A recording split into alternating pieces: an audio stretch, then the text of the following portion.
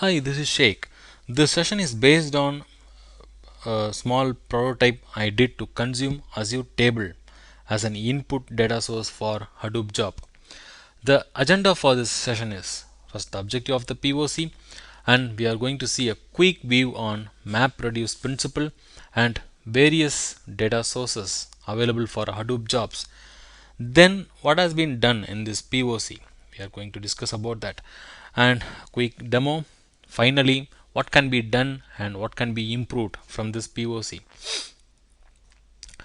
Suppose if a customer has their business or operational data in the Windows Azure table storage, if they want to do some data mining or data crunching job, then they can use this concept. Let us see a map reduce principle. The MapReduce principle is designed for doing some big data analysis.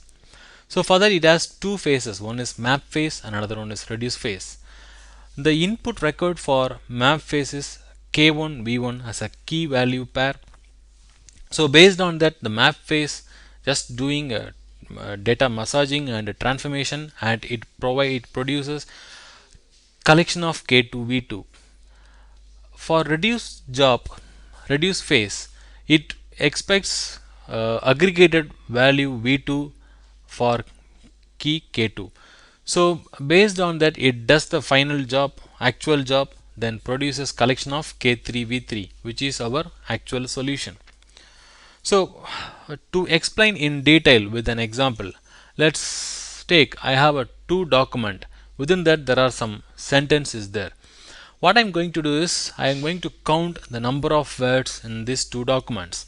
So for that I'm just using two map nodes in the Hadoop cluster.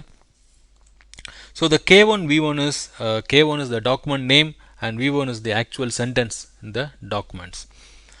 So the map phase just tokenize the sentence into the number of words, and it just cache the words in with value 1. So this is the map's job.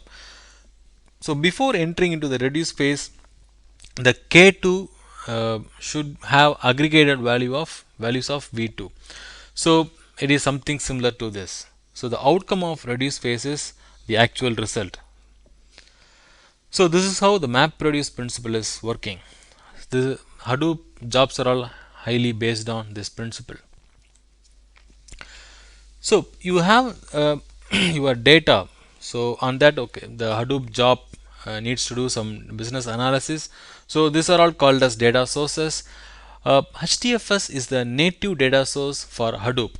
It is basically a file system kind of data source where you can upload your input data source in a file format or folder with files. Then you can give it as an input to the Hadoop job. If you have a semi-structured data, then you can use HBase. This is a column-oriented NoSQL data source. If you have your data in Amazon S3 or Azure Blob, then there is a plugins available to consume those as a input for your Hadoop job. Apart from this, for other NoSQL databases like Mongo or relational data sources like SQL Server, there are various plugins available to consume those data into your Hadoop job. For consuming data from a data source, Hadoop is highly relying on two classes called input format and output format in the Hadoop framework. So if I have a input data source and I have a output data source to get my Hadoop result, then the input from data source and output to the data source Hadoop cluster heavily based on these two formats. So how can I consume a data source as an input to a Hadoop job? So let's take a Hadoop job. So I want to consume that particular data source. So to use that, I have to implement these three classes: input split, record reader, and write comparable. The input split actually connects to the data source, fetch the record, split the record, and give it to the record reader. The record reader gives the splitted records into the number of nodes in the Hadoop cluster. So to send the data from here to there, okay, it has to serialize the data in the wire. So for that it uses write comparable. So if you want to consume a data sources, you have to implement these three classes. So similar to this, the output classes are there. So what has been done in this POC? For this POC, I am using a single Azure table as an input with all the entities. The input split I have implemented uses Windows Azure SDK for Java version 0.2, and I am using BSON serialization on that. This demo I am using one of my Azure subscription within which it has a performance counter table with 3080 entities, which captures some 2 or 3 days logs.